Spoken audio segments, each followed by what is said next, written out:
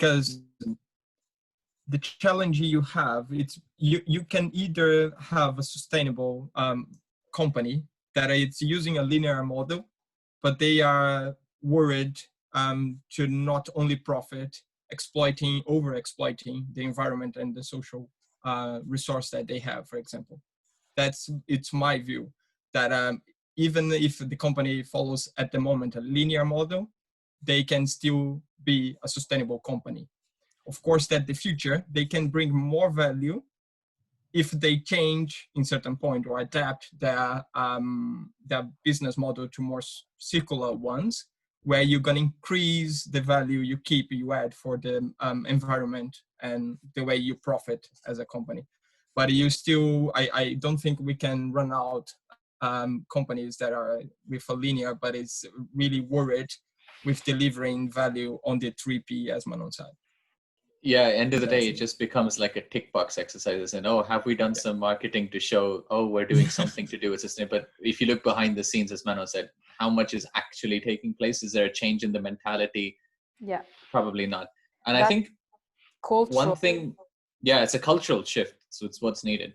I think something that can bring about that is it's slightly controversial topic, saying a carbon tax.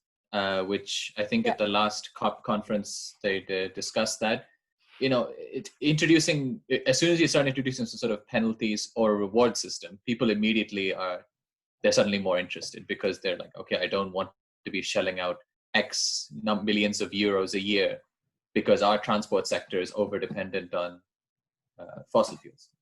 Whereas, if there's an incentive to shift to a circular economy or invest in sustainable practices, be that in industry or in transport or fashion or whatever it is, there are some rewards that come out of it. Off the top of my head, I can't think of what those rewards might be, but there's definitely scope to do something. I think unless there's a need, people don't act. Like when the situation arises, they feel that they need to. Yeah, it's more of a reactive rather than a proactive approach, right? Yeah, absolutely. Yeah.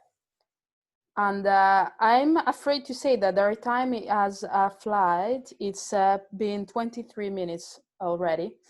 And already? No, I think. Going fast. That is really good. I just wanted to conclude by saying something that can be the input of perhaps your next series or of your weekend's thought or even a minute thought, or just forget about it, is that the concept of circular economy actually is not a new one. When I was preparing a bit for this, I read this story about circular economy that actually in the 17th century, I'm going to read it out, whiskey producers started reusing oak casks that brought sherry to their ports from Spain, because this was a cheaper solution than buying the new oaks. And it made little sense to send the empty casks back to Spain for refilling. And then they also discovered that there were benefits in the flavor.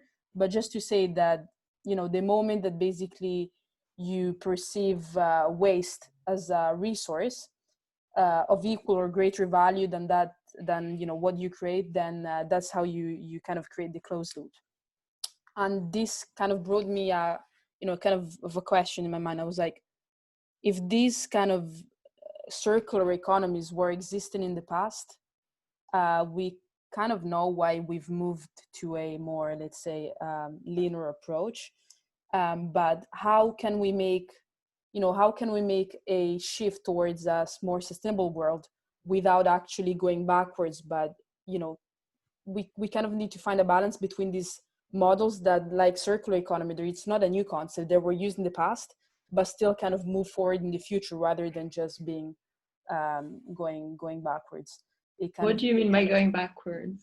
Like, it's like going back to the world we were in the 17th century. I mean, it's not going to happen, but I'm just saying, the model was this thing of, to a certain extent, it's good. It's kind of being more local, kind of less globalized.